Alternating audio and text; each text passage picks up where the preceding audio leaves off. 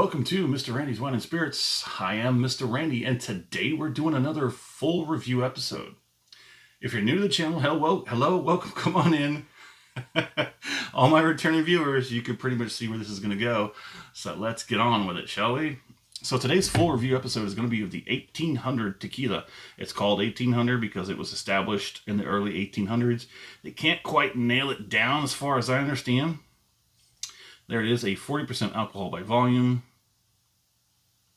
You see it was made by the family in 1800, so it's got a number.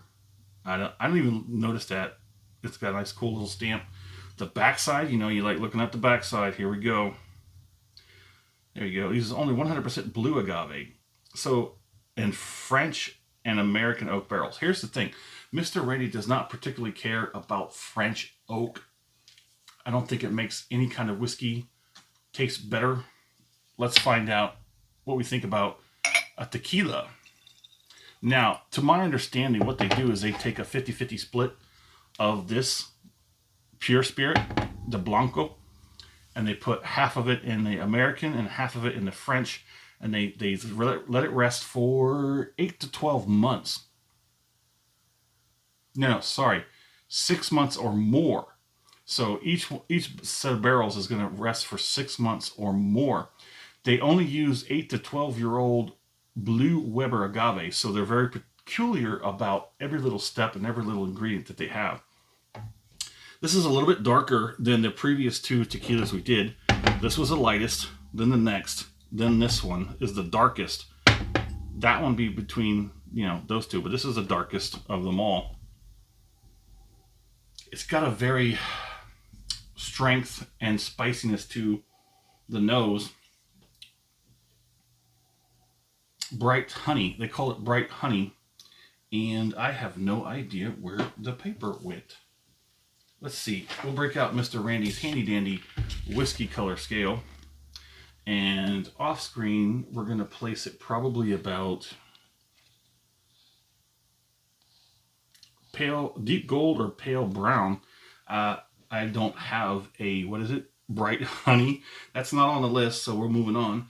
I paid just under $23 out the door for this $375, which does make this the most expensive $375 that you see up here. It's got a pretty good nose. Like it's definitely got some strength to it, but you know it's there. It's got some spice, some honey, some oak, roasted agave. Some people are saying steamed broccoli. Hold on. No, I don't get steamed broccoli. Some people say Brazil nuts. I'm going to have to say no again. Here's a good one. Egg cream. Egg cream. No, I'm not. No. So let's go ahead and get past that. Let's go ahead and get that first palating on the books.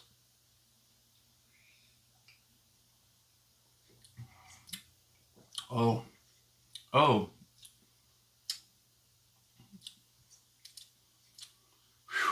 Yet again, I know I didn't give the off the rip as harsh of a feelings as I did these two over here in the back, but I felt like maybe this one just needed to relax and open up in order for it to be more likable.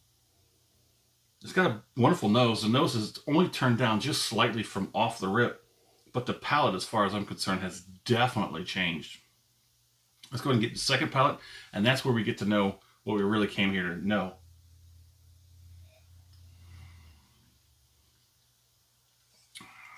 Oh, that is smooth. That is ridiculously easy and smooth. That is definitely changing my mind for the third time in a row. Look at that. Incredible viscosity, transfers extremely well. And now I'm going to agree with what they say, buttery caramel. Buttery caramel, abso-freaking-lutely. Mild spice, yes. Oak, vanilla, absolutely. Buttery caramel, oh yes sir. What's that candy? Werther's. It's not as Werther's has this sort of intensity, like it's almost like a artificial like intensity to the caramel. This is a little less than that. It's actually, if you took this flavoring and applied it to Werther's, my goodness, But maybe that's because I choose the sugar-free kind. I think maybe the full regular, sugar added or whatever might taste differently because they use artificial sweeteners. That's wonderful. That's much, much better than off the rip. Quickly climbing the ranks, 1800. Let's go ahead and I'll get one more on there.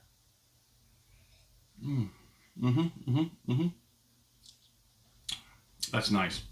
I wasn't able to get a whole lot of intriguing information.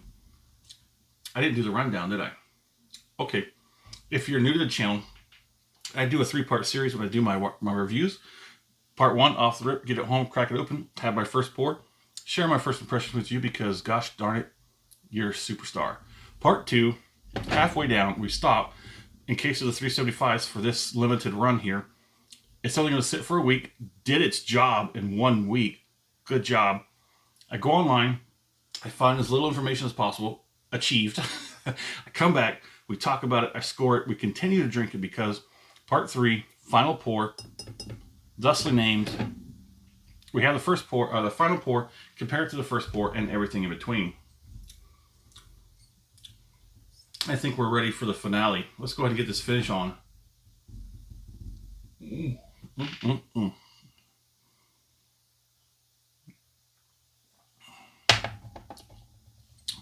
Very easy, very smooth. Not as harsh as the Hornitos. Somewhat in line of the Espolón. But it's got more flavor. It's a little bit sweeter. A little bit rounded off. It's got wonderful balance. And it's got a nice sweet easiness to it. Like velvety smooth, buttery caramel for sure. Orange peel. White pepper. Can't quite say about the marzipan. But the flavor does last quite a few seconds. 5-6 seconds. The flavor is now dissipating. The cheeks are a little bit numb. The lips are slightly kissed, just slightly. The gums follow just behind that with a little more intensity. The tongue is done. It gave out as soon as like you started. It was done. There's nothing much left there, but at least it's not wet cardboard. So let's score it, shall we? While I think about this, because yet again, here we are at full review, and I have to change my mind all over again. If you find yourself liking these videos, go ahead and do yourself a favor. Hit the like button, hit the heart button. Whatever algorithm can use that information to, suggest more videos to you. If you want to see more of my videos specifically, go ahead and hit the follow button, the like button, the subscribe button. That way, as soon as I release these videos, they come right to you. That's how we like to do it. Serving you up videos, content, hot, fresh, ready, right to you. My score on this, okay, so solid, 3 out of 5. Strong, 3 out of 5. Yeah, it's got to be a weak 4 out of 5. Dare we even think about what that's going to be? I'm getting ahead of myself. Hang in there. We're doing that next. Yeah, week 4 out of 5. My fair price. This is the most expensive one we've had, and I'm pretty sure it's the brand. Their branding is what's carrying a lot of that price point. But is it worth it? Maybe so. I think it just might be.